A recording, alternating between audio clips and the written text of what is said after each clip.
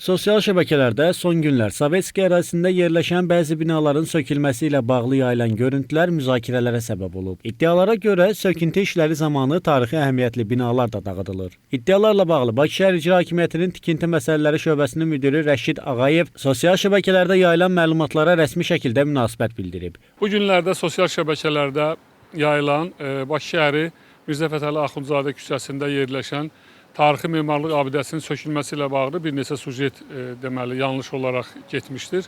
Və bu məsələ ilə bağlı bildirmək istəyirəm ki, bu bina, həmin sujetdə gedən bina tarixi memarlıq abidəsi deyildir və heç bir dövlət reyestrində də yoxdur.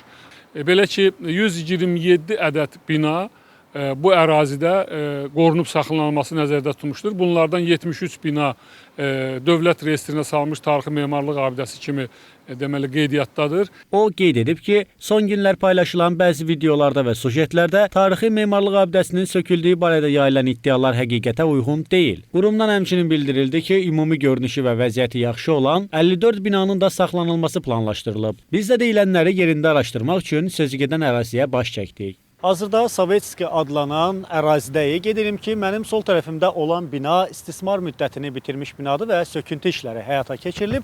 Sağ tərəfimdə olan bina isə tarixi əhəmiyyətli abidə kimi qeydiyyata alınıb və hər hansı bir söküntü işləri həyata keçirilməyib. Beləliklə, Sovetski ərazisində aparılan söküntü işləri zamanı tarixi və memarlıq dəyərlərinin qorunması istiqamətində ciddi nəzarət mexanizmi mövcuddur. Ərazidə aparılan işlərin məqsədi köhnə və qəzalı vəziyyətdə olan binaların yerində şəhər sakinlərinin istirahəti üçün yeni, müasir və abad bir məkanın yaradılmasıdır. İman İmanlı, Elman Səfərov, APA TV.